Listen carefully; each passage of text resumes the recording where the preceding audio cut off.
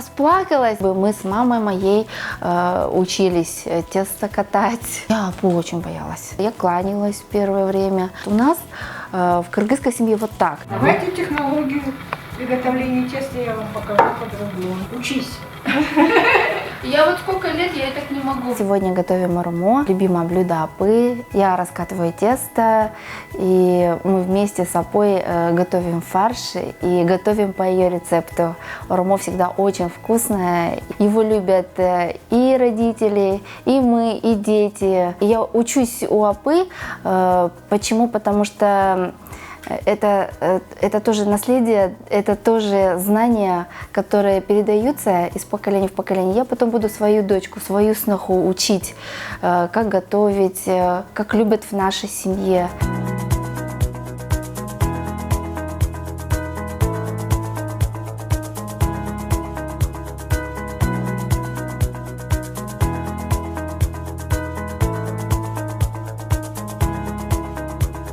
Я кланялась в первое время, я одела платок, пока мне не сказали, в принципе, можно. Я научилась подавать чай, я узнала, где мое место за столом.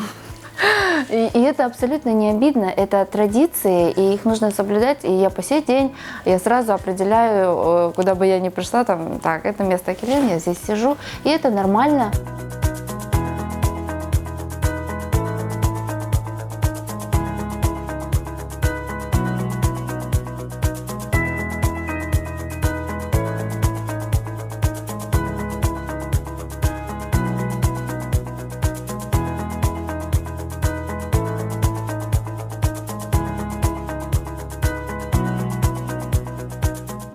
С нами еще тогда жила наша бабушка, это вот мама апы. Первое время же всегда скучаешь, плачешь, домой хочется. Я помню, я сижу на диване, плачу и тихонько слезы вытираю.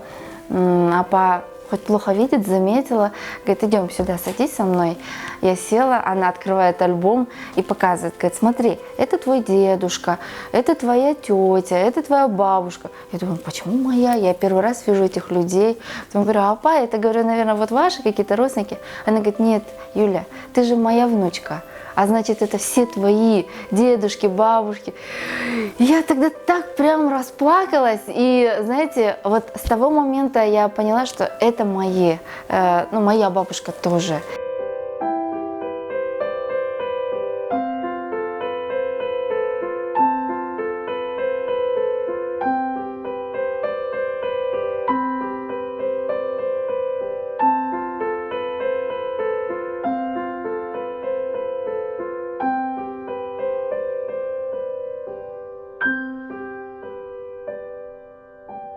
За месяц до свадьбы мы с мамой моей учились тесто катать дома, делать борсоки.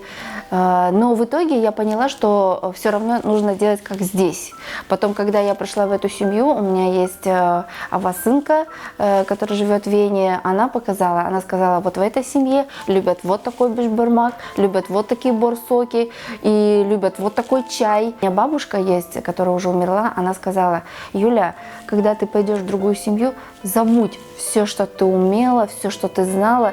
Ты должна полностью делать, как они любят, как они привыкли, как они хотят, потому что ты становишься частью их семьи.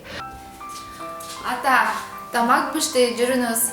Ата, они в самые сложные, в самые важные моменты всегда рядом. Что бы ни случалось, какие бы у нас не были бы взаимоотношения, да, с Иркином или с родственниками, апа и ата – это действительно родные, близкие люди.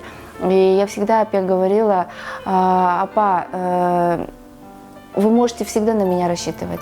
И вот то, что вы для меня сделали, я никогда не забуду, помогла детей вырастить, и поддержку дала, и когда я болела, она рядом была. Вот. И то, что говорят, что тяжело быть кыргылинкой, может быть, какие-то не соблюдаются права или еще что-то такое, я такого не знаю. Наши внуки относятся к своим родителям очень уважительно, и причем очень уважительно относятся и к ата, апа. Мы считаем, как дочка, у нас дочки нет. Больше всего нравится киргизские блюда, курдак. Она курдак замечательно делает. Рыбу жареную я люблю.